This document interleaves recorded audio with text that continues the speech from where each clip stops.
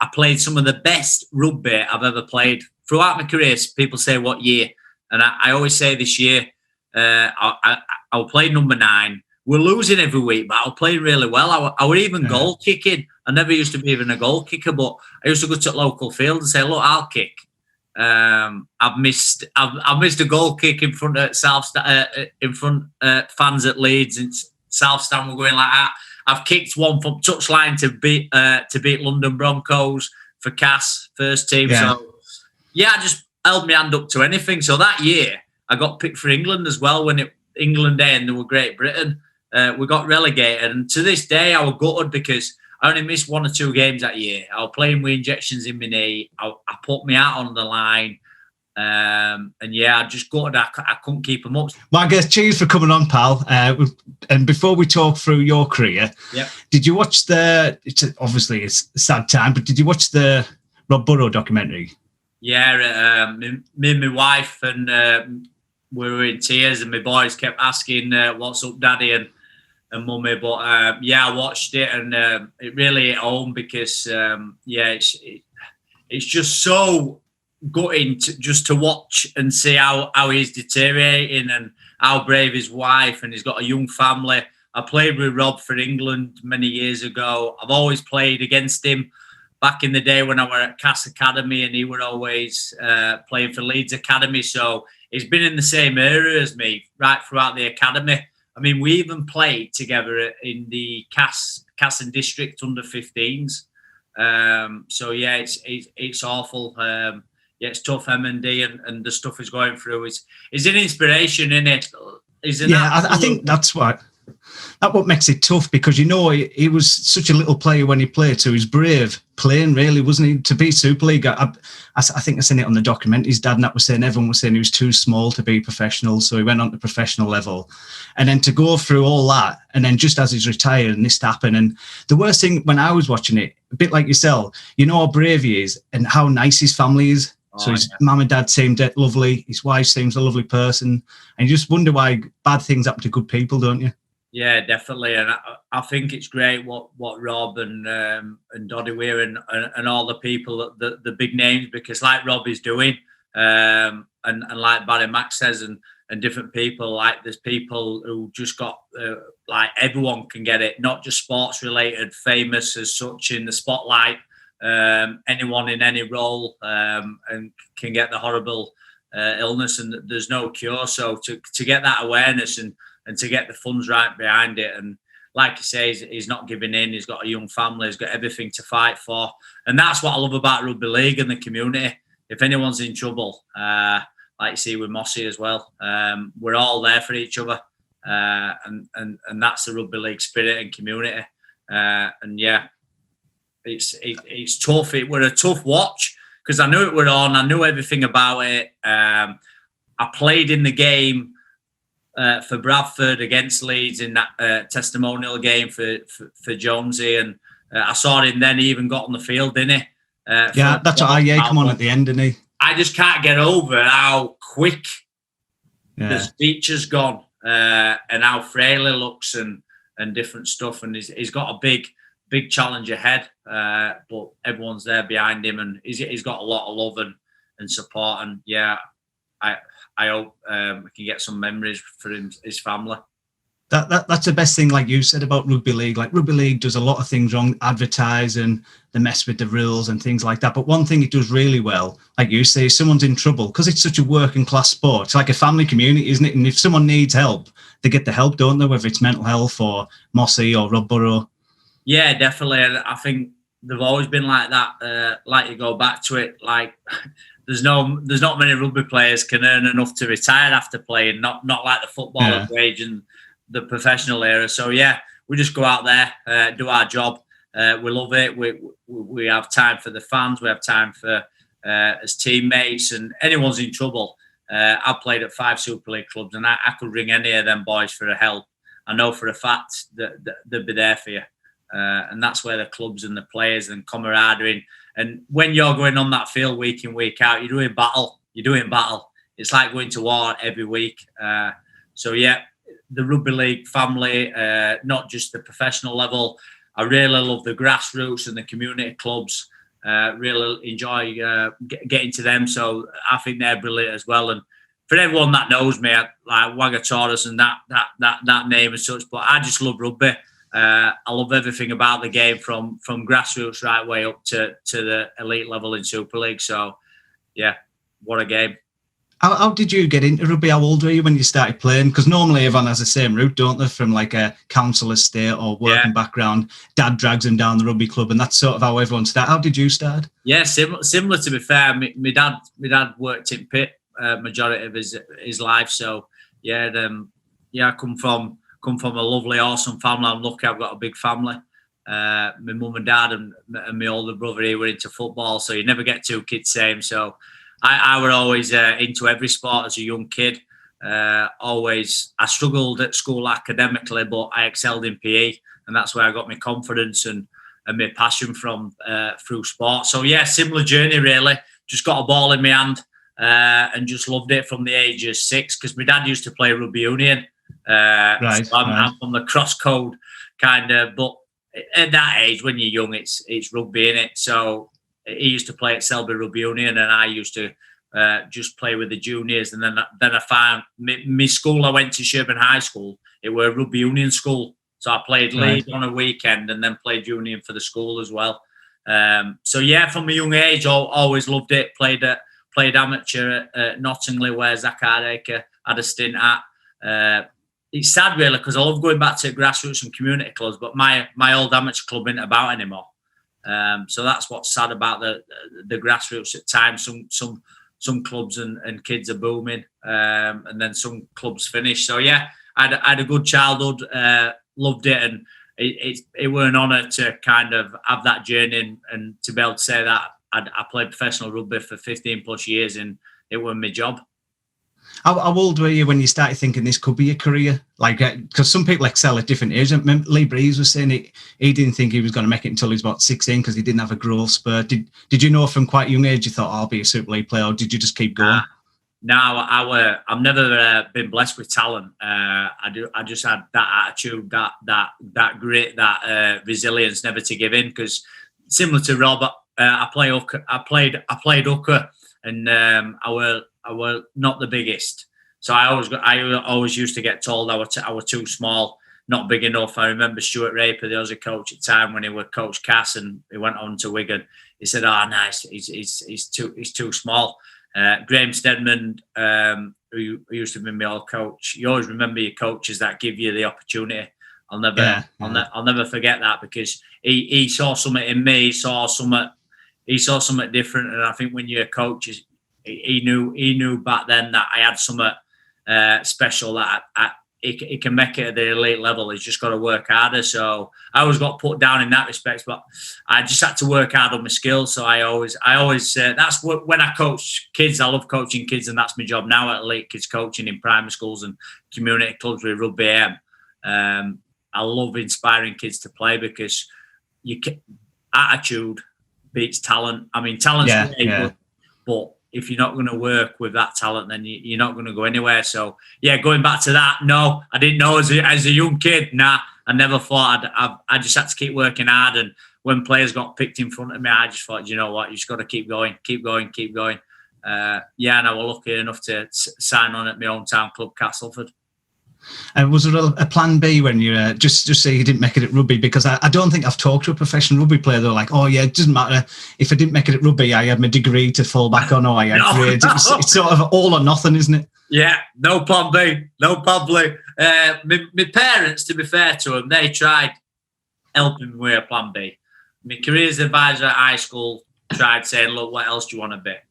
I said, look, I just want to be a professional rugby player. And at that time, I was just living and breathing it in the garden. I was playing 2 or 3 games a week. I was playing for my school. I was playing for my amateur club. I was playing with district if I got picked in Casson District. It was a little bit different back then.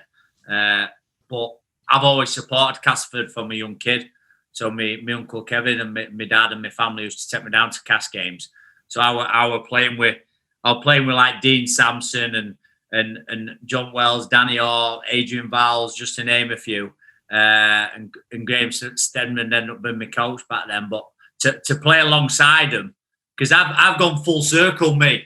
I've gone from a fan to a player back to a fan because I'm retired now.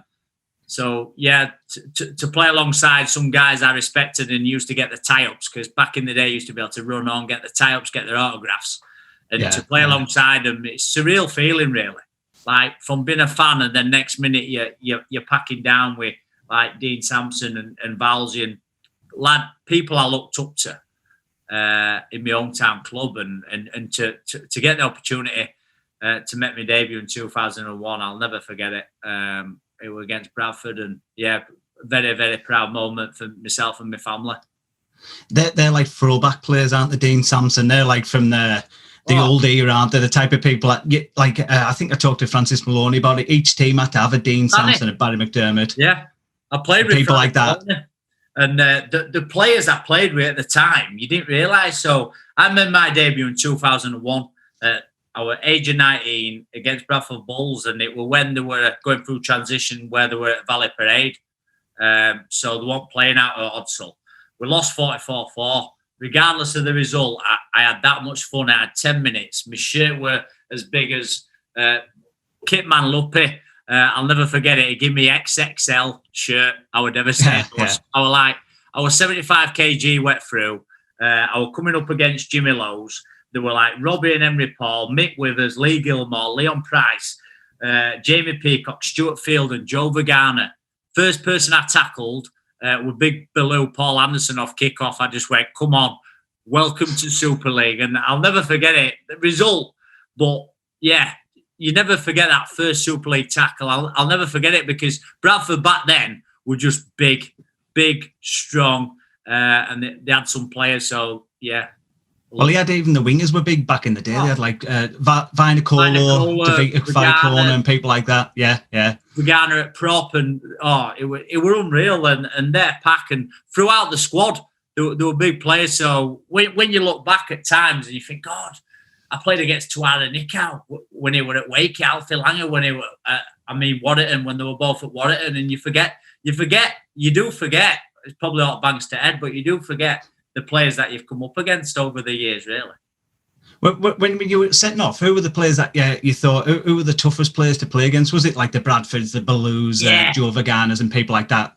The Bradfords, the Wigans, the St Helens. I remember I loved them ground, playing at Knowsley Road and playing at Odsall. And I didn't play first team Central Park, Wigan, but I played in the academy, because the academy days were brilliant, because they used to be the curtain raisers. So I don't know if you remember, there used to be a real good buzz playing in front of, because the crowd kept building up. I'd love to see it come back. And you were buzzing because you were playing in front of that crowd. And when you came off, you'd rub your hands with the first team. I remember playing well on a Thursday night when it used to be academy, under 21s. And then first team, I scored a hat-trick against St Helens on the Thursday night. They brought me off after 60 minutes. I went up bench on the Sunday against like Kieran Cunningham and Robes, and at Knowsley Road, Jointy, Paul New. There were some of the players I played against and played with is unreal, because I'm in that era now, and it's great to see the young talent coming through. And you go back to it, they had some unbelievable talent and some unbelievable players, they're big clubs at the time. I think that's where Rugby League fell down a little bit. I think they should have just kept that structure, under 18s, second team, and then first team, because it just seemed to work, didn't it? Like people peak at different ages and things like that. And I know money comes into it, but since they folded that and they've done that registration thing, it just hasn't worked, has it? I'd go back to them days, because people weren't playing for the money. You know yourself, playing for Super League Academy, 40 quid a week or something like that, 25 quid. I got 60 quid a win on 21. So basically, I believe the model I came through, right, from youth development right through, I take my hat off to Cass and the development. I believe I did it right. So I went from, they used to let me play amateur. I signed on at 15 on a scholarship program. So I want full time. So they made me go to college and get some courses alongside training. And then they used to bring me in. So we used to play Boxing Day against Leeds. So you used to have a few chances at 17, 18. But then my coaches I had were brilliant, because they didn't put you up too early. So I was captain of the academy one year at Cass. And then I was playing really well, but they didn't put me in second team because I was a little bit younger. They wanted me to keep academy. But if I played well academy, at times the drip feed me up into second team, because I remember playing against Bradford, right, on a Thursday night in front of a couple of thousand fans. There were against us. There were like Stuart Fielden, Paul Deacon, Lee Radford. There were players, Jamie Langley, good mate of mine. There were players in that what couldn't get in the first team. So, but didn't mean that you want in the public eye, because you know what? Them Thursday night games only got 60 quid a win, but then Thursday nights, I could tell you some stories about them Thursday nights, because all the first team squad used to sit in stands, and the first team coach used to watch you play, right? So if you played well, right, you'd be on the bench or you'd be in the squad for the Sunday. So like, I believe the route I came through were outstanding. I know it's going to cost money. We need academy back. We need second team back. We need that pathway back, because we're losing too much talent. We're losing.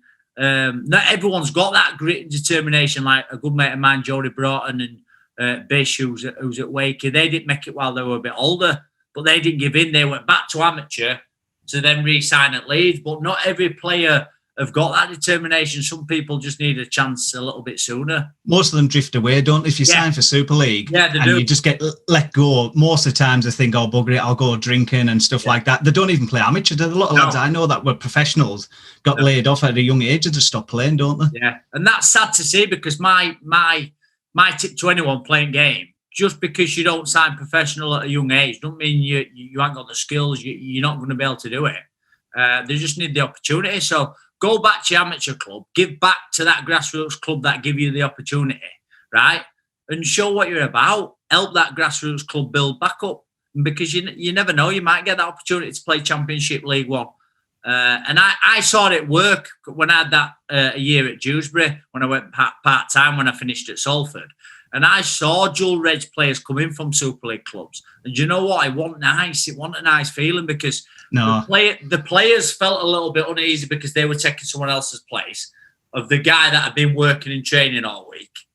And yeah, the players need to play a part of Super League. But for me, I'm a big fan of League One and Championship. There's some great players that could play Super League. There's that many all players comes down to money, doesn't it? That can make it to that next level. They're just not getting a shot. It's like Alex Walmsley, Carl Amor. There's quite a few, isn't there? And a lot of it comes down to money. Yeah, Matty Ashton and Warrington, and there's all comes down to money. But yeah, as you can tell, I'm passionate about trying to get that back. I get it's money, but I think everyone's called for it. And Danny Maguire's called for it. Jamie P. Everyone's calling for it. It's just not happening. Well, I think Jamie Peacock was another that peaked quite late, didn't he? In this current system, that's what I mean. In this current system, he might have drifted away. One of the best players we've ever had. He might never have made it, sort of thing, and without a second team academy and things like that. No. And it's just a weird pathway now, because back in the day with second teams and that, you might get some guy on trial, total nobody, plays well, ends up being a professional. Where you feel like that route's gone now, hasn't it? Yeah, it's a big jump up from amateur to Super League now. Oh, massive, and to get that opportunity. Yeah, it's tough, and that's why I talk about my pathway before. I had a great journey. I had to work hard for it, but I had that pathway. If I was playing really well at the top level, I was ready physically, not just mentally, skillfully.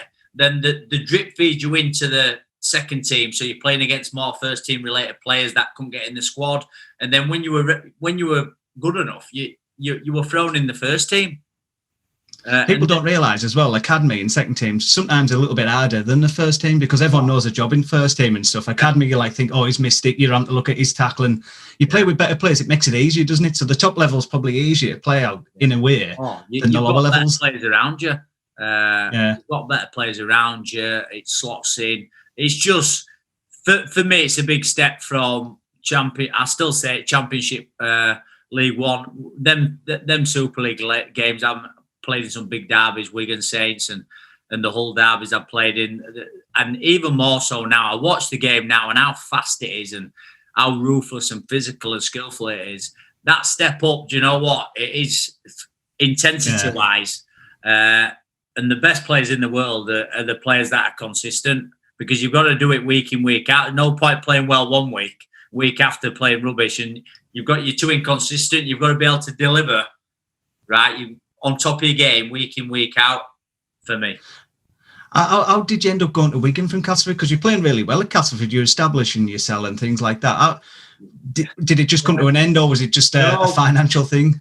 No, it was a tough one, really. I get asked that quite a lot. We got relegated in 2000. It was 2004. 2004, yeah.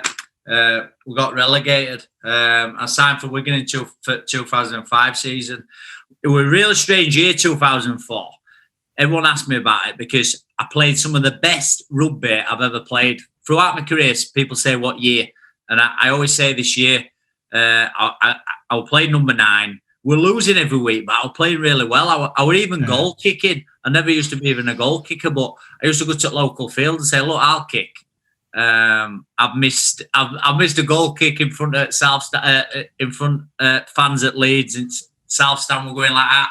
I've kicked one from touchline to beat London Broncos for Cass first team. Yeah. So yeah, I just held my hand up to anything. So that year I got picked for England as well when England Day and they were Great Britain. We got relegated, and to this day I was gutted because I only missed 1 or 2 games that year. I was playing with injections in my knee. I put me out on the line. And yeah, I just gutted. I couldn't keep them up. So I'd signed a new 3-year deal at Cass. I've said this before in a few other podcast style. I'd signed a new 3-year deal, but because Cass went down and relegated, my contract was void. So I was meant to sign at Bradford on a 4-year deal to replace James Lowes, because Jimmy were retiring. So I met Brian Noble. He knows nobody owes me on this one, but I'm good mates with Ryan Hudson, who I mentioned before. I meant to sign with Bradford, and then it never came off.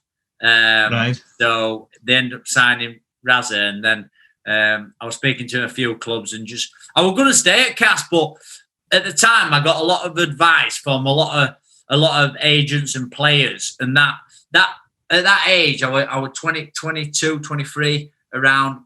I just wanted to not big-headed, but I just wanted to play at the elite level. Yeah. Because I've been picked for England. I didn't want to go play in the Championship. Nothing against it. But at that age, in my hometown club, give me the chance.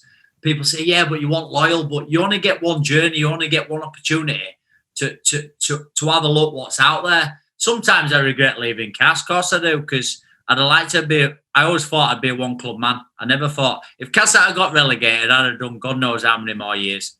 But Wigan came in, Dennis Betts, and the opportunity to play alongside my good friend of mine, God bless him, Terry Newton. It was a big part of my career. People always say who inspired you and who taught you a lot, and Terry Newton did that at both Wigan and Bradford. I had the pleasure to play with him. But I got picked for England that year. Did everything I could, but my hometown club got relegated. So and that's where the opportunity came, because England assistant coach was Dennis Betts. Yeah. The head coach was Carl Harrison, and Dennis signed me, and he was the head coach of Wigan, and that's where the opportunity came. And to play with the likes of Chris Radlinski, Brian Carney at the time, and Tez Newts, there were Gazok, there were Sean O'Loughlin, there were all them players at the time, and Brett Dallas, and some big names. So yeah, I just remember I had a little Renault Clio, and I was still living at my mum's and dad's. I just packed up, and yeah, I moved in with Luke Robinson. I lived with Kevin Brown. I lived with Brian Carney. I was just like a traveller for 2.5 years while I lived over there. But yeah, that was kind of how it came about. Everyone's had their own journeys. You've got to move on sometimes to be able to play it where you're happy and where you're going to get selected as well. Who was the coach at Castleford at the time? Was it Dave Woods at the time? No. Well, Dave Woods took over because he's the unhealthiest looking sportsman. I've never seen any, like a full-time coach. You'd be tempted just to go in the gym and maybe do 10 minutes on a treadmill or do arms or something. Wouldn't you? Even 10 minutes a day. It would just look like a heart attack. That's the kind of coach I aspire to be, and that's the kind of coach I am. I'm full on. So I'm good mates with Jamie Langley, and he shares a lot of his ideas because him and Warded have done brilliant stuff at London Broncos. And I know I don't coach at the elite level, but coach my local college, Ponty College. I went to that college, rugby up there, so Ponty Titans. So I take a lot of ideas and stuff through them. And that's what you want to do when you go back to that. I join in all my sessions because I want to be able to show them what I'm doing, especially with the middles and the nines and I want to be able to show them. So going back to that, I like being hands-on because I've been coached by Sean McRae, he sits back and watches training, but it could never show you how to run a play. Like Graham Stedman used to always get involved and say, so did Dennis Betts, and players like that used to all get involved. I'm not saying it's the right way, but I think it's hard, like in anything. It's like doing a fitness drill. If Dave Wood's saying we're going to flog your fitness today, it's very ironic coming from someone that big, isn't it? It's like if someone was terrible hairstyle giving you hairdressing advice, isn't it? I just feel like I'm not saying he would have to be like ripped, but he could have maybe got healthy, couldn't he? Yeah. Oh yeah. Of course, there's that around as well. Like when you're in that professional environment, that everyone's looking after themselves, everyone's eating healthy, everyone's athletes. But going back to that 2004, we went to Moscow. You go back to Rob Burrow. I mean, just to read a few names who got picked that year for the European Cup. So there were Carl Harrison and Dennis Betts coach. There were Rob Parker, he was captain. There was Sean Briscoe, Andy Coley, Ewan Dowes, Jamie Langley, Rob Burrow, Ben Westwood, John Wilkin, Luke Robinson, Kurt Yeaman. It were a crazy tour, that crazy trip. So we beat Russia in Moscow 98-4. Reason I go back to it, I've got to say, I don't know how I've still got it, but I scored 34 points in my debut for England because I kicked 15 out of 17 goals. All from touchline though. 15 out of 17 goals and scored a try. So them memories can never get taken away. So I always like to bring that up. But I can tell you a story about Moscow, about when we went to France. We nicked a dustbin wagon in France in Saint-Tropez. Right. One of my favourite stories of rugby league I've told. So I'm more than happy to tell it. So we just beat France, and Carlos and Dennis Betts said, look, let's go out, let's have a few drinks. They didn't come out, but we went down to Saint-Tropez, lovely posh place. And at the end of the night, there were no taxis, so we'd all had a few. And everyone went out, bit of team bonding. We were flying back a couple of days after, so we rightly deserved a night out. So we went out, had a few drinks. At the end of the night, we couldn't get a taxi. So we're all like trying to get taxis, going into hotels, different stuff. And this dustbin wagon pulled up, this big dustbin wagon, and this bloke jumped out of it and just got in his car and drove off. So Benny Westwood, I've told this with Benny Westwood said, look, and Rob Parker and Luke Robbo, well, look, it might still be open, this dustbin wagon. We've got in, Westy been from Normie. It were open, still keys in. So we've jumped in, dustbin wagon, he started it up, and we drove it back through Saint-Tropez, all six of us in car, in dustbin. There were me and Rob Parker and Luke Robinson hanging off back. Maddest trip ever. And we didn't get in trouble for that. We told Dennis Betts and Carl Harrison, if there'd have been social media back then, we'd have been in some big, big trouble. Because obviously, I don't condone going out nicking dustbin wagons, but it was the only way we could get back to hotel. Me and get a group of rugby lads drinking, it's just a nightmare, isn't it? Like rugby lads, if you're going older with your girlfriend and you see a group of rugby lads, you'd rather see terrorists, wouldn't you, than a group of rugby lads, because you know it's just going to be a nightmare. It's carnage, isn't it? Yeah. Thing is, I watched John Wilkin. I love listening to Wilkin on Sky and different stuff. And he's right. We're humans. Just because you play professional rugby, we do try and be role models. But you know what? We're human. We make mistakes. We're robust. I've made mistakes in my life, and I do want to be a role model for these kids. But then sometimes we're not. We can't always be there, but we try as best to be a role model. So if anyone listening to this podcast, obviously I wouldn't want them to go out and nick a dustbin wagon. But stuff like this happens, doesn't it? But you learn off your mistakes, don't you? Yeah, but it's stories now when I bump into Westy and all lads, and Luke Robinson especially, because me and Robbo fell off the back of the dustbin wagon. So we had to hitch a lift with a bread guy delivering croissants to shops, and he put us in back of this van.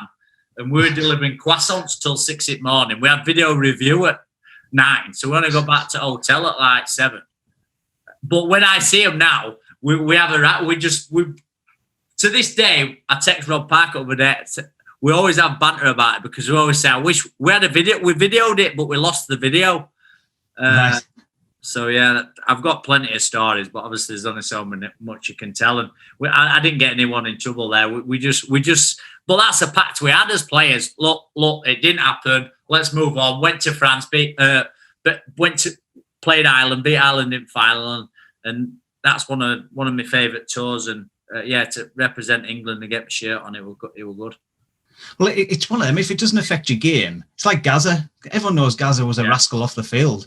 But Euro 96, you'd rather have him on the field than off it, wouldn't you? How well he played. As long as it doesn't affect your game. I don't see the problem with people drinking. We met too much with social media, like, Wayne Godwin was drinking last Thursday. I think he didn't have a match. What's the point? He's just having a few drinks. And yeah, I like a drink. But when I played, I didn't. I used to keep...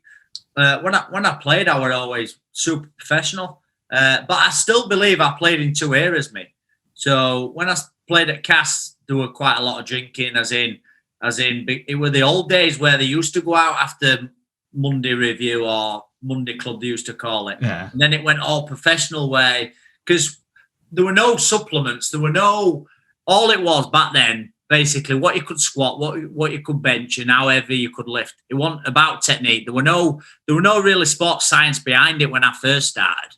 There were no supplements, no conditioning. If you got on a massage bed, back then, if you got on a massage bed, you were deemed soft. You were deemed, right, let's go. And then it went, but I've also had the pleasure, and I like to go through the sports science bit as well, because I think they're brilliant, the sports science. I'm really big into my training. And I love keeping fit. So I love the sports science and GPSs they put on players now and how complex it is. I learned a lot when I were at Wigan and the bigger clubs, how much they put into it. Even more so now, all your recovery and all your rehab, what you have to do. Back then in day, you used to just, go in gym, rep out as many chest, bench press as you can do. So, I believe I have played in a couple of different eras and I've played with some legend players. And I was honoured to play a game, to be fair. Played over 250 Super League games, 16, 17 operations and six sets of teeth. Not a bad career. Not a bad career. Well, that's the thing with the injuries. Anyone that plays rugby league, if they play at any sort of level, are going to get really bad injuries out. It's just sort of part. I don't know anyone that hasn't had the teeth, legs broken, hands broken. Something. I think it's just part and parcel. You just got to accept that when you're joining rugby league, you're probably going to get hurt at some point. Yeah, new nose as well. I missed that one out. I had a new nose at 20. That's what I love about it. I respect anyone who sets foot on that field through whether you're under 7s, 8s, 9s, whether you're playing grassroots, right way up to Super League. If you play rugby, do you know what? You've got my respect because I've done it. I've experienced it. I've played at amateur. I've played grassroots rugby. I've played at school rugby. I've played Super League. I've played Championship. I've played every style of rugby. And it's tough. But what I love about our great sport, I go back to it again, we will find a way for you to play. Regardless of disability, the PDRL, the Learning Disability Rugby League, Women's Rugby League. I had a great stint with Soldier League. I'm a patron of where we played wheelchair rugby league against the Army. There were me, Adrian Morley, all the guys. Put us in a wheelchair. Do you know what? They're athletes. Wheelchair rugby, I had so much admiration and they inspired me, and I can't wait to play my next game of wheelchair rugby. So, if you're listening to this and you want to play rugby, right, there's a way of playing. There's obviously the tag and the different stuff what they do there. There's that many different ways. It's inclusive. It's diverse. Yeah, and everyone can play. Even like you say, everyone can play. An amateur, you've got more respect for them because they're not getting paid, are they? No. So you're going to watch it on a Saturday. Especially at the top level at amateur, it's as rough gets. There's no cameras picking out elbows in the face and things like that. So they're choosing to do that on a Saturday. And that's when if I go and watch amateur rugby, you're never critical or anything like that. You don't say, oh, they should be doing that. You think, well, they've turned up, they've trained all week. It takes a bit of guts, doesn't it? Oh, don't have, especially when they've got family life. I've got 2 young boys, and if I said to my wife, I'm coming out of retirement off to play local amateur, that time as well, that dedication to train straight from work, and I take me out off to them, but they're doing it because they love it, and it's a community environment. The kids will go down and watch them. They've got friends for life, and that's what rugby's given me. it's given me a journey, but it's given me a personality. It's given me good grounding. It's given me good traits in work life as well. And it's given me that much, not just on the field, the opportunity, but like off the field, like stuff I've learned, been involved in a team sport. I'm blessed and I'm thankful that I will be able to do it for my job, to be fair. And Wigan, if you went to Wigan, did you ever go for a night out after the match? Oh yeah. Because it's about 100 meters, isn't it? Bars on each side. It's like a mini Magaluf or something like that. It's so bizarre, isn't it? It's just it's quite a good night out, Wigan. Yeah, it's King Street back in the day. Yeah. King Street, that's it. Yeah, King Street. We had some good times. Like I say, when I signed at Wigan, I didn't have any house or anything. I was still at mum's and dad's. I just chucked all my gear in my Clio and just drove over. But I didn't know him before. But me and Luke Robinson, we hit it off on tour like real good mates. And he just said he was drunk at the time, but I hold him to his word, and he'll tell you. He said, "Waggy, just move in with me. I've got my own little place in Wigan," because he'd just signed at Salford. Right. So I just said, "Yeah, is that all right?" And then he said, "Yeah." So he put me up to start with. So I was living with Luke Robinson for a bit, and then me and Kev Brown, good mates with Kev. We end up just renting a place together, and then they end up moving in with Carney for a bit, Brian Carney. So me and Brian were good mates back then. Well, we still are. So and everyone over there, Chris Radlinski and all the team. I mean, Andy Farrell, I trained with him a few times, and wow, what a leader, what he was around the place. But when I signed, he'd just left and signed at Saracens. So I didn't have I trained in the gym with him and saw his work ethic and his leadership and his everything about him, but I didn't have the pleasure. I played against him.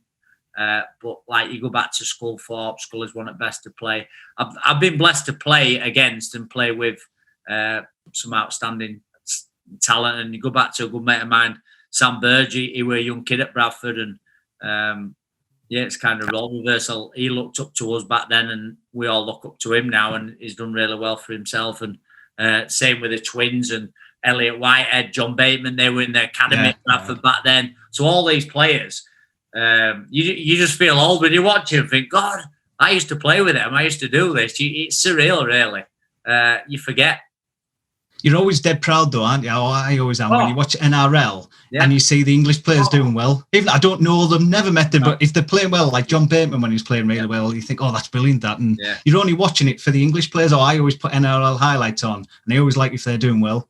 Yeah, like Canberra and South are my favourite clubs because they've got the boys there that they invest in the English boys. Like Ryan Sutton's had a great debut year. Like you look at Williams this year at Canberra and in Arse, and he did really well at Wigan, but to go over there in NRL and to dominate, and he's done really well. So it's good. I love watching any forms of rugby. So my wife don't like it. Now, obviously, with lockdown and all this, there's that many games on telly. I mean, I'm loving all the different games. You've got NRL, you've got Super League games on. Well, in lockdown, I noticed on social media, you become like Quade Cooper of Yorkshire, didn't you? With throwing it in bins and things like that. What did you think about that? Did you think, I'll tell you what, I'm going to keep people occupied. I'm going to start doing this? Because everyone was sharing it at the time, weren't they? Yeah, it got big. It was great. It was a great way to, not just for the kids, but for the adults, just to get a bit of, because everyone who knows me, I'm a larger than life character, and I like to have fun. And lockdown and different stuff, it was tough for everyone. So I like making people happy. I like energizing people. I like putting smiles on people's faces, because that's what I buzz off. So me and Matt Jess, cross-call battle against a Union guy. He messaged me because I played against him in Gloucester for Rugby for Hero. So we said, look, let's have a battle. So he sent me a challenge, and then it just went AWOL, because what I was doing, because I worked for Elite Kids Coaching in primary schools, I was putting content out there on social for the kids to keep busy and active, because I knew how important physical health is, but your mental side as well, regardless. So I was just giving loads of kids a bit of motivation to get in the garden, do some activities. And then we got onto the bins then. Scott and Mirel sent me a challenge at Drigg. And then I was just connecting with all community clubs. And then, yeah, still to this day, I still love my bin. I'll never forget kicking out of a house and smashing windows. And, well, not windows, smashed my neighbour's 2 outside lights, but he's a big Cas fan. So I only lost 2 rugby balls in lockdown. And to this day, I can't see where they've gone. So I had a good time, Matt. I love making people happy and to inspire and for people to do something. And I just want people to have a personality and be a character, because I'd never change for anyone. And be yourself. That's my biggest tip. Well, that's the best thing. Like with you on Rugby AM, which does a great thing pushing the sport, rugby league, is putting them characters across. Because I often find when I watch Super League or they do interviews, like I know a couple of people that have done interviews, and it's like a different person comes off, and you think you're that person that goes Mad Monday, you're really funny and stuff like that. And then you see them on telly, it's like, defence was well this week, and hopefully we push again next week, and hope we get the 2 points. Like, oh no. Yeah. Did you see that with Jake Mamo a few weeks ago? Jake Mamo looked like he was off his tits, didn't he? He was just like that. He was like, is he all there? Double dropped some pre-workout and went, woo! Yeah. But that's what they want to see, because that got a lot of talk. It was funny. We just have it banter. And that's what I want to see. I mean, we want to... Initially, when Simo and Keith and Jonesy set it up, it was to showcase the personalities in our great sport. And you go back to it, we are role models. But do you know what? There's some funny blokes. Everyone's got a story. And, we are blessed, and they go out there and they play professional rugby, but we make mistakes and we have banter. And no right or wrong answer, but show your personality in the interviews, because do you know what?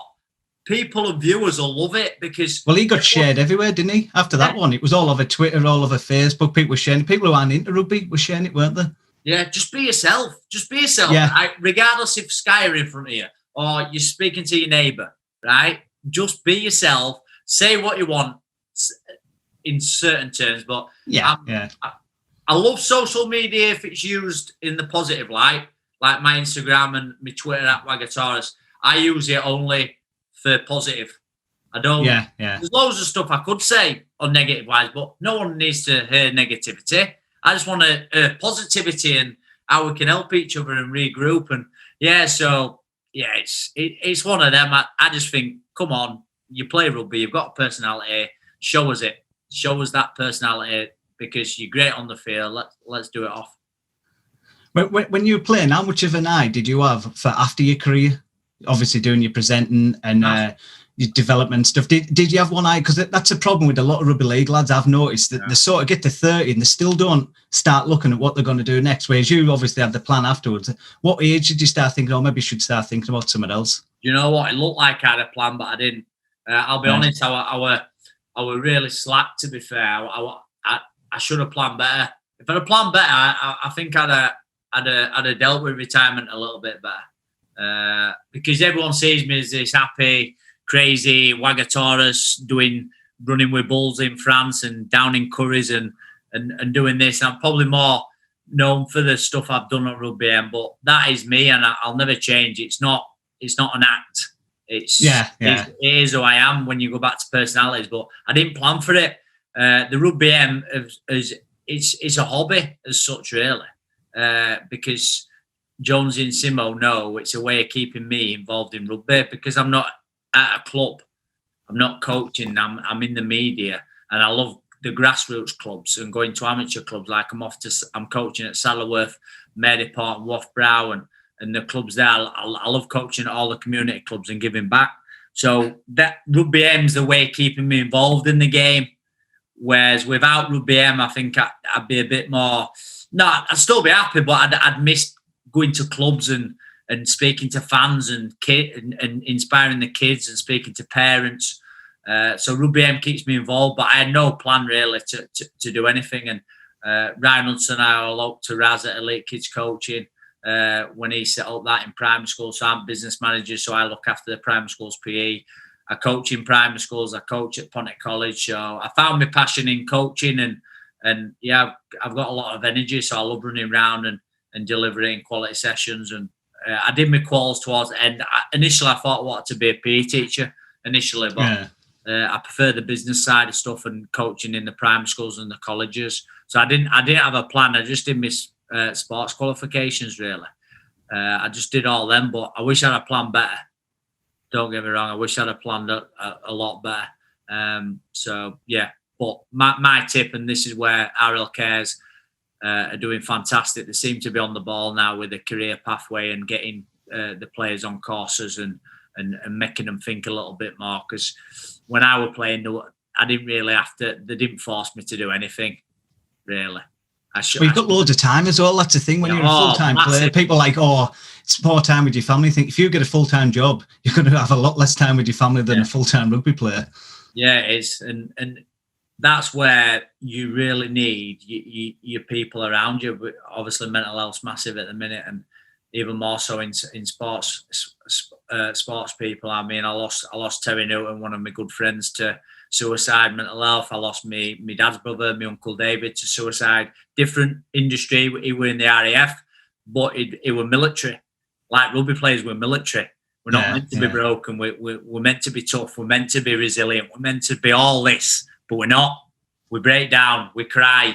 We struggle with our feelings. We don't all speak out. And I've seen amateur players take their own lives. I've seen a lot of people do it, even more so now, and it's a big part. And I think with the state of mind, the RL Care stuff they're doing in the clubs alongside, So I think it's brilliant they're doing workshops and getting it out there, because I wouldn't want anyone suffering in silence. So if you're listening to this podcast or you're seeing it and you've got any problems, then just speak to your friends, family. Or just message me and I'll get back to you out Wagataurus. I'm always here for everyone. So yeah, don't suffer in silence. Big message.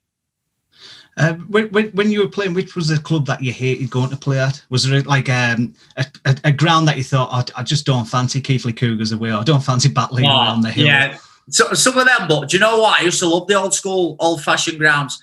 So you go back to Boulevard and played at the Shea and. From all Halifax, and I played at Central Park and all these old grounds, Knowsley Road, Builders Pool. Do you know what? Loved them. Yeah. There were no ground I feared, to be fair. I used to love playing against Wigan or playing for Wigan on a big Friday night in a packed crowd there. I used to love playing at Knowsley Road. My favourite, obviously, ground and club is Cass, because it's my hometown club and it's the club I support from a young age, and that's still embedded in me.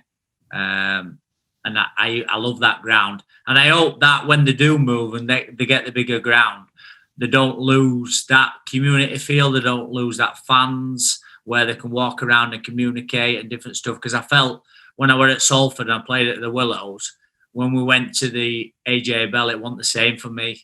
And I'll be honest. No, unless it's going to be packed. Yeah, I'm not being negative here, but to play at the Willows and in front of the Shed, one of my proudest moments ever, playing the last game against Catalan Dragons.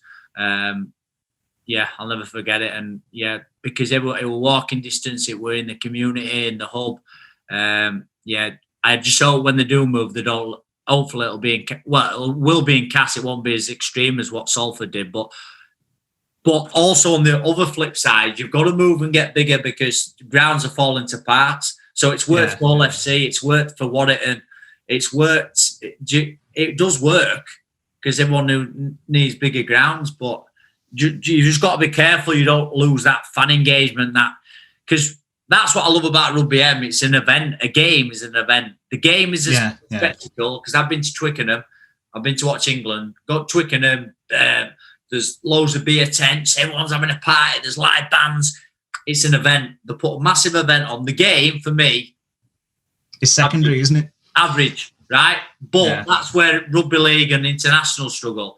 You want to get fans down to games. You want kids buying flags. You want them down there early. You want live music on. You want entertainment. You want all this to get new fans engaged into rugby league. It's an event. The game's a showcase. The game's the spectacle, but it's an event around it. People like going for a drink or whatever. So yeah, we just need to get better at that, the marketing and the big events. Bradford done it well, didn't they? When Super League first started, they would get like a live act on that was a pretty well-known live act. They would have like singers on, bands, and like you say, entertainers and things like that. And if you're taking your girlfriend and you say, "Oh, we're going to watch rugby," she might not be as keen as if you say, "Oh, there's going to be a band on, there's a bigger tent."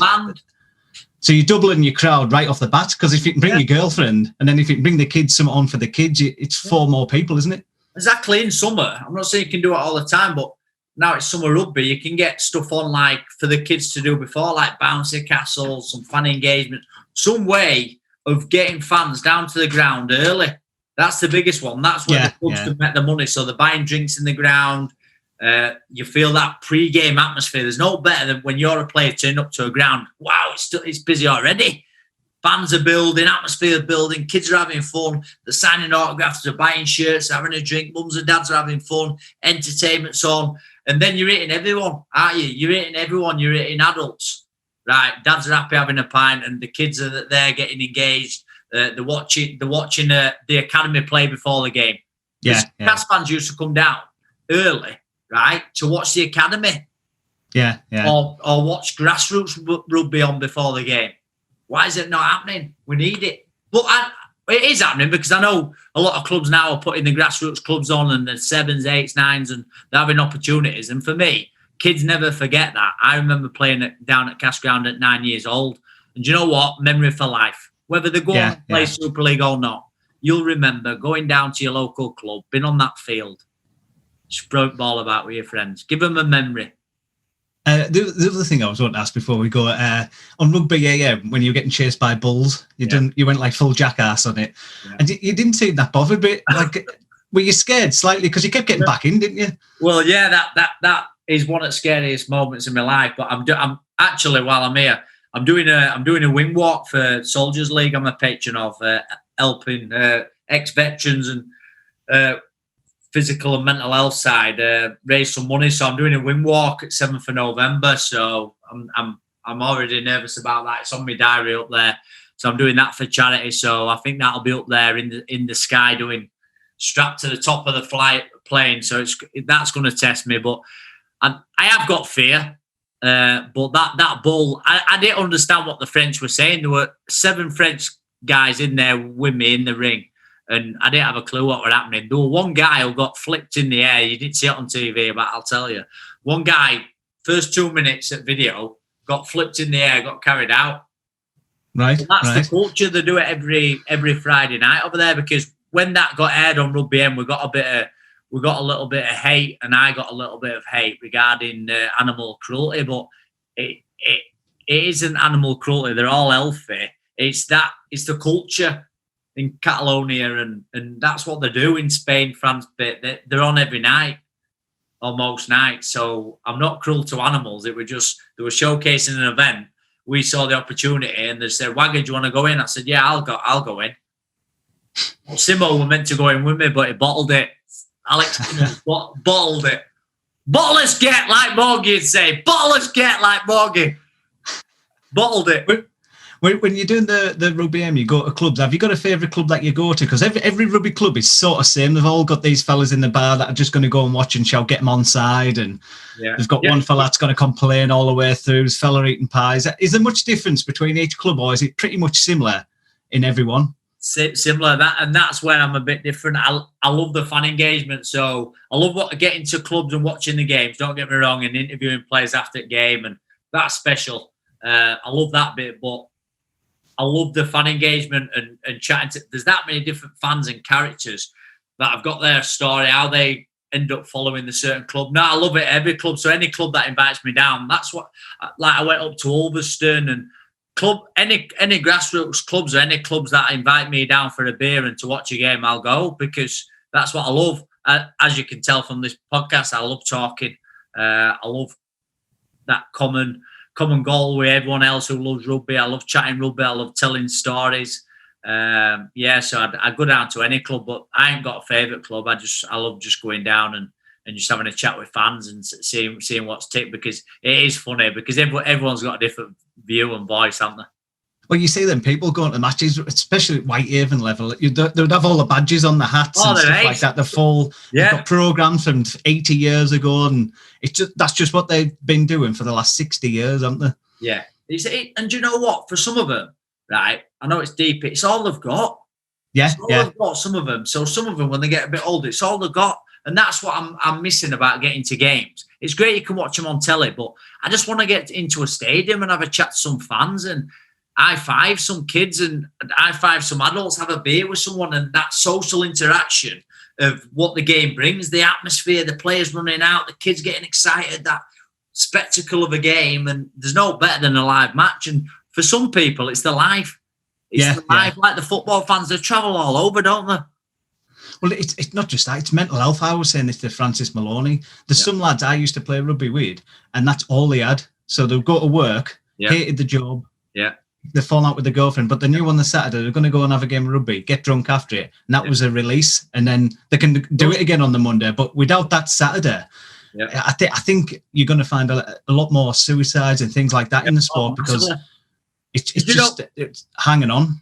Do you know what? For me, it helps my mental health when I get to games, right? And I speak to these fans and have a chat and watch and see the rugby lads and tell some stories. I come back and I'm energized. I just think, wow, what a day, what a sport, what a community we have. And it gives me a buzz, and it helps me keep involved in rugby, because without rugby, I think sometimes when you do retire, you lose your identity. You're not Wayne Godwin, the professional rugby player anymore.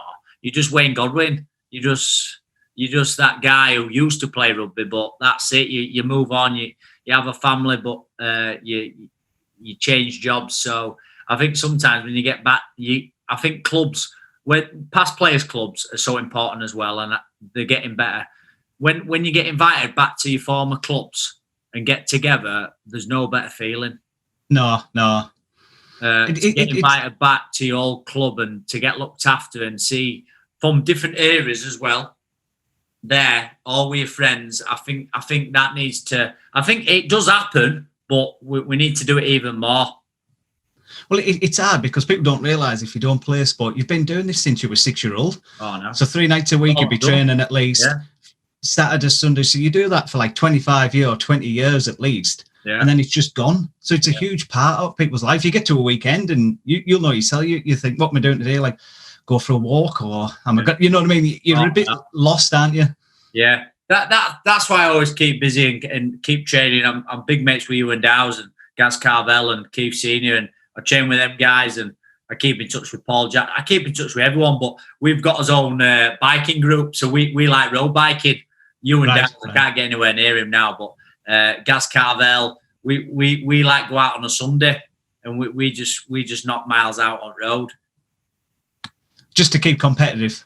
Yeah, just to keep competitive and just keeps you together. You see, boys, like I train at Keith's place. He's got his own gym in his garage and different stuff. So it is nice training, just because you lose that. You're still competitive. It's weird. I can't switch off. I still like, when I train, I still like putting myself through it, because that's all you've ever known. You see Benny Cockayne on his Instagram and Twitter and what he does and the sessions he does, and you just think, wow, come on, let's all rip in, because that's how you feel good about yourself training. I sometimes though envy the ones that just turn into a steam pig. They just don't care. You know them ones. You see them and you think it's always the ones that were struggling to get the weight off when they played. So if you're a semi-fat person when you play, when you stop playing, you're going to be obese, aren't you? And I envy them where they just think, I'm just getting a darts body now. I'm just not bothered. Where I'm like you think, I feel fat. I'm going to have to go for a run. I'm going to have to do this. I envy the fat guys. I just don't. For me, training's physical. I want to look good physical. When I retired, I just wanted to keep training, because I just wanted to be one of them guys that people look at and think, God, he's still in good nick. He can still run around. He can still do this. And it helps you mentally as well. I know when I train most mornings, it sets me up for the day. It gives me energy, and it gives me, So, I don't know how anyone doesn't train, but that's just me. If you don't like training, then you don't have to train. But some go other way, where you've been made to train by conditioners all your life. Yeah. And you know what? Boom, I'm not doing it anymore. I'm not doing any training anymore. I'm going to chill out now. But I couldn't do it. I've got too much energy, mate, as you can tell. Have you ever been training quite hard and you've had a few drinks and you're watching Super League on the telly and you've got them feelings, I'm going to go and sign on. Because I think every rugby player's thought it, but maybe not said it, but everyone's thought it. I could do a job. I wish I could get out there. I like the thought of walking out. I like the thought of walking out. I miss walking out in front of a big crowd, big games. They're all there to watch you showcase your skills. Playing with the boys, and that's why the games are important. What are playing anyway? Do you know the like Legends games and charity games where you get invited to play because they're a good laugh. And I'm a big supporter of joining Jack. Love you, Jack. Jack Johnson with them. So we went over to Dubai and played in the Dubai Tens, and we ended up winning it one year. There were Pat Richards, Luke Dawn. Mike and the Fire were on there. There were Jason Robinson. We had unreal squad. There were Ewan Dowes. There were Tom May, Dean Schofield, Union lads, Matt Cueto, Union lads. So chance to play with them guys and to win. So one of my biggest regrets is never winning anything in the game, as in a Challenge Cup or Grand Final. But I have won a Veterans Tens competition for joining Jack. So yeah, special moment. They take it pretty serious, though. The veterans, I play touch on a Monday, and it's touch, and they're still trying to put a shoulder in and that. And there's fellas in the 70s, and you think, what the hell are you doing here? But they're still competitive. Yeah, you never lose it, mate. You never lose that edge. I mean, it was full on tens in that 8, and I love putting boots on. You always feel it. I love putting boots on for charity, but couldn't play every week. Body won't do it, but I just like training, and if I can do anything for charity, I try my best. But like I say, it's everyone's got busy lives and children and families. Well, the Masters one, like it's quite odd, isn't it? Because you've got a mixture of like people like yourself, brilliant players, Super League players, and then you've got people that have never played before mixed in, ones that weren't as good. And anytime, I've only been a couple of times, but you think, fucking hell, like, you know, Gary Charlton plays Whitehaven, the coach at Whitehaven. I've seen people come through and he's giving them a shoulder, and it looks like they've done about 4 cartwheels. These are people who are like in the 60s, and you think, bloody hell, Charlo, because he's still got that edge where he's just thinking, he must be still in the moment. It's in there, mate. You never lose it. It's like Kim always says to me, you're too competitive. That's where kids get it from. But that's all I've ever known, mate, because if I want competitive, then someone will get in my spot. And if I just needed to work harder than everyone else. If I didn't work hard, I won't get anywhere in life. So that work ethic, I get that from my mum and dad. Like, my mum had 2 jobs. My dad worked down pit and showed me what hard work is. And I think, I've had a good childhood and a good upbringing to turn me into the kind of bloke I am today. So I owe them a lot as well. Well, that's the thing with kids coming through now, isn't it? I think they've got this big thing with there's no winners and losers. There's no, and it sounds awful. They've got to get that little bit of mentality, that little bit of an edge, or you'll go nowhere. You'll absolutely go nowhere. They need to feel that loss, right? They're not going to learn, right? They can't just be winning every week. They need to feel that hurt, that emotion, because to go through it and then they'll learn, think, God, I don't want to feel that anymore. So you win some, you lose some. As long as you learn from the losses, right? Do you know what? Yeah. You'll do all right. You'll do all right. Learn from these losses, back it up, get back out there. Yeah, then we'll just say, yes, taking part what counts to an extreme, but we're all out there to win, aren't we? Yeah. It's like Lee Bree said he wished he hadn't coached his son.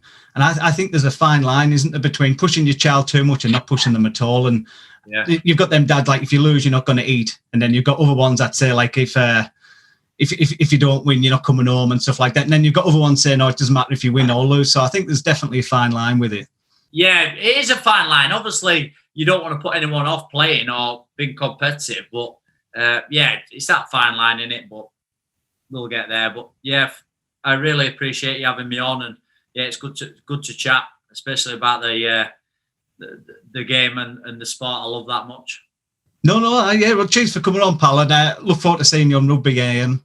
Yeah, I can't wait to get back involved, but my first viewing, I'll be like that in Sky, won't I? Doing me win, swearing my head off. But I'm looking forward to get back to games, so hopefully we can keep strong, keep together, and get through this and get rugby crowds back in the grounds.